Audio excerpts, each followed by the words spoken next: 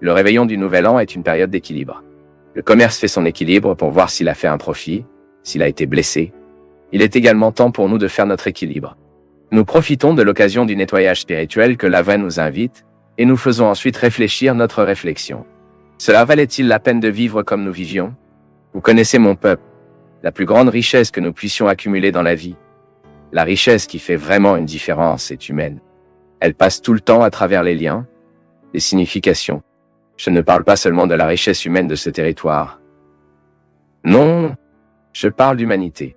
Vous savez qu'aujourd'hui, vous pouvez accumuler une richesse qui n'est pas épuisée, ce qui est le lien, l'amitié, l'amour. Pourquoi cela donne-t-il un sens à la vie? Pensez que cette richesse nous pouvons tous vivre. Bien que cela nous manque matériellement, nous pouvons devenir riches de l'amour, nous pouvons offrir de l'amour, et nous pouvons être des gens riches dans nos relations humaines.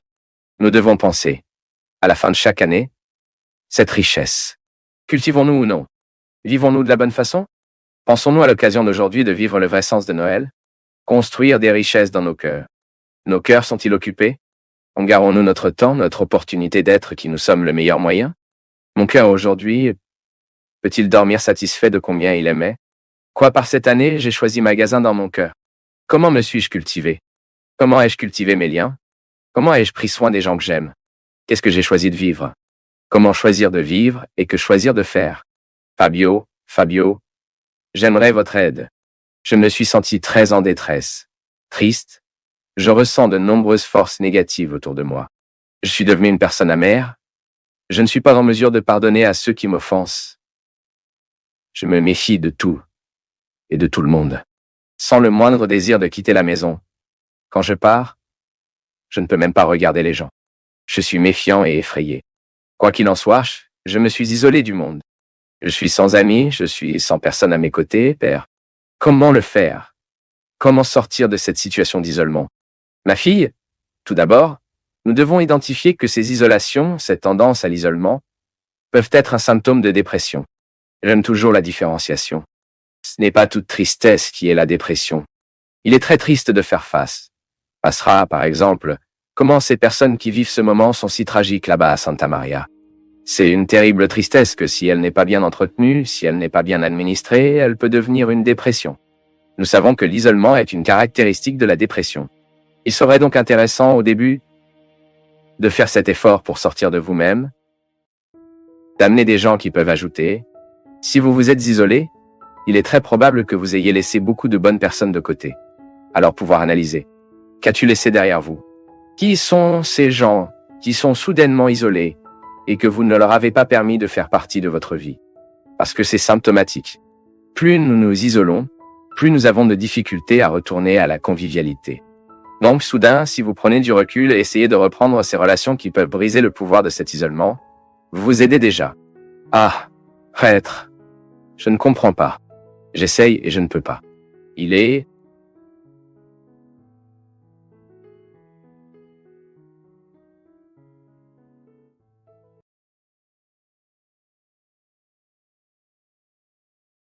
des difficultés avec lui, il se sent libre de revenir. Parce que s'il pensait que son père avait des difficultés avec lui, il ne reviendrait pas. Il arrêterait cette peur.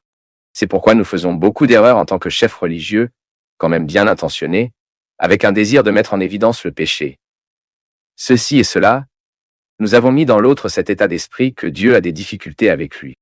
Quand je mets à quelqu'un cette conviction qu'il est très mauvais et que Dieu a des difficultés avec lui, je rends ce rapprochement difficile. Ce que je prêche, ce que je vis, tout ce que je fais en tant que prêtre doit être marqué par cette opportunité que j'ai gratuitement pour offrir à l'autre le cadeau le plus précieux. Le passé ne passe pas lorsque nous fermons la porte afin qu'elle ne partît pas. Chaque fois que nous insistons pour martyrifier en nous une expérience négative, elle ne passera pas. Et nous savons que le temps est le meilleur médicament que nous puissions vivre et expérimenter et nous gérer. La douleur qui m'a tellement affecté la veille, ma préoccupation qui me sommeille. Si quelque chose est inquiétant, la première chose, y a-t-il quelque chose de concret que je peux faire? Alors, d'accord, tu as une douleur, une trahison, tu es là dans le traître pour retourner ces ordures. Avez-vous quelque chose qui s'étouffe? Tout ce que vous avez besoin pour résoudre dans votre cœur, nous devons le faire? La même chose est la préoccupation. Lorsque quelque chose m'inquiète et que je découvre que je préoccupe ce que je peux faire pour réduire l'effet de cette préoccupation dans ma vie et le faire, alors je commence à ouvrir les portes pour se passer. Parce que sinon nous répondrons à l'expérience qui n'en valait pas la peine, nous conserverons l'événement qui nous a fait du mal, qui nous a blessés, puis nous vivrons un processus continu de blessure et de blessure. Car la mémoire, la rancune, le ressentiment, elles ne font que provoquer de nouvelles blessures en nous. Je n'ai jamais vu quelqu'un guérir en gardant du ressentiment. Qu'est-ce que le ressentiment? Ressentir, il se sent plusieurs fois. C'est comme si vous preniez un rasoir et le dépassiez au même endroit sur la peau. Il ne guérira jamais. Et la coupe empire, car vous blessez la peau, sage, sera blessé, sage, sage. Vous perdrez l'occasion de vivre la guérison.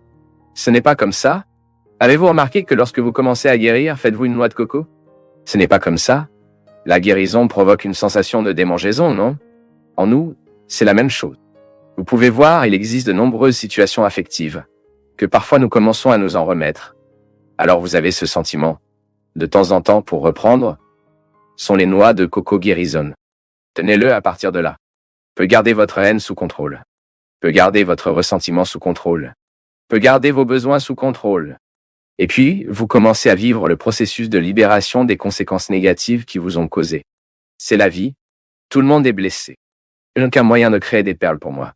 Vous ne pouvez pas en créer un pour vous. Ainsi, de temps en temps, les gens nous blesseront avec des mots.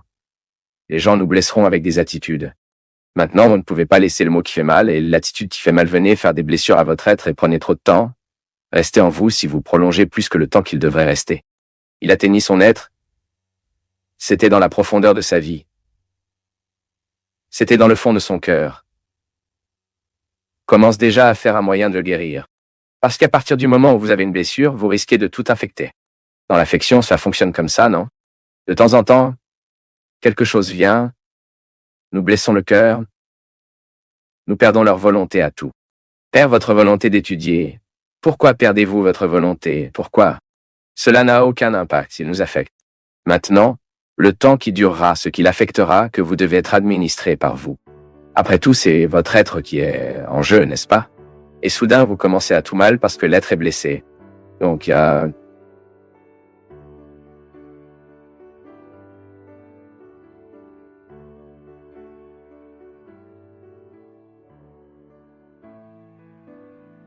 Cette lettre ici est très triste. Je ne sais même pas quel jour elle m'a été envoyée. Aujourd'hui, je me faisais tirer, j'ai passé la journée à jeter beaucoup de choses, et j'ai trouvé beaucoup de lettres que j'avoue que je n'avais pas encore lues. C'est l'un d'eux. Père Fabio, c'est beaucoup d'émotion de savoir que cette lettre sera entre ses mains un jour. Je tiens à vous remercier de m'avoir aidé, sans le savoir, me garder debout après la perte de mon fils. Je m'appelle Émile, et aujourd'hui j'ai un ange dans le ciel nommé Gabriel. Père. Jésus a appelé mon fils le 27 décembre de l'année dernière. Je ne sais pas si c'était cette année, si c'était l'autre, et, par ironie, je ne sais pas, c'était son anniversaire. Il terminerait 7 ans de vie. Nous nous sommes réveillés le matin, l'avons laissé chez mes grands-parents, à côté de chez moi, et sommes allés chercher le gâteau de son anniversaire. Quand mon ami m'a remis le gâteau, j'ai reçu l'appel de ma grand-mère en disant qu'il était malade et que j'étais censé y aller parce qu'il avait l'air sérieusement. J'ai été emmené à l'hôpital et j'y ai couru. Père, j'ai vu mon fils être sorti de la voiture dans les bras de l'infirmière. Il a été évanoui, la bouche violette et la semelle des pieds aussi. Mon fils a eu une crise cardiaque fulminante à l'âge de 7 ans. Père, la douleur dans ma poitrine était comme une brûlure. Brûlé, brûlé. Ils ont tout fait à l'hôpital de ma ville en essayant de ramener mon fils, mais sans succès. J'ai suivi, père. Tout le rituel du sillage lui a attrapé jusqu'au moment de l'ensemble. C'est comme si Jésus me portait dans ses bras. Les amis sont allés chez moi et ont tout enlevé du placard que j'ai toujours préparé avec une telle affection. Mon garçon, mon ami, mon compagnon et mon fils. C'était juste moi et lui, prêtre. Le père n'a pas vécu avec nous. Depuis lors, j'ai suivi ma vie. La nouvelle chanson m'a aidé et en particulier le Seigneur aussi. J'étais toujours très catholique. Une énorme foi en Dieu. Dieu, dans sa miséricorde infinie, me porte dans mes bras. Je suis sûr, prêtre. Je vais être avec mon fils un jour. Écrivez cette lettre où cet ami Gabriel vous donne, et je vous demande de prier pour elle, qui m'aide avec un montant chaque mois pour payer un psychologue, qui m'a beaucoup aidé. Je vous demande au cœur de prier pour moi, pour mes parents, Joseph, Claudio et Dini, car ils sont arrêtés à temps, bien qu'ils soient fidèles à Dieu. La fin de l'année approche et le 27 septembre est au milieu des parties, les dates festives les plus importantes. J'ai peur, prêtre, de le ressentir à nouveau. Mais de toute façon, tant que je vis, ces dates sont là et je devrais les affronter. Merci pour tout. Votre bénédiction, mon ami. Que Dieu vous bénisse de plus en plus. Ma fille, je ne sais pas si cette lettre m'a été envoyée l'année dernière. Je ne pense pas. Je pense qu'elle m'a été envoyée en 2014. Les souffrances, ils ne vieillissent pas, non? Je suis sûr que vous continuez votre processus de combat.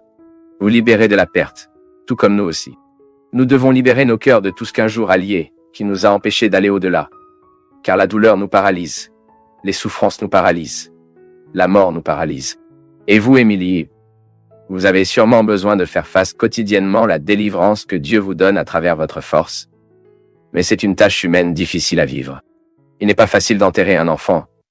Il n'est pas facile d'enterrer quelqu'un que nous aimons, car nous avons de nombreuses frontières, des limites qui rendent difficile le deuil de deuil. La compréhension de la souffrance fait partie de nous. Aussi, vous, qui affrontez également vos combats quotidiennement, qui devez accueillir la souffrance pour que la vie continue.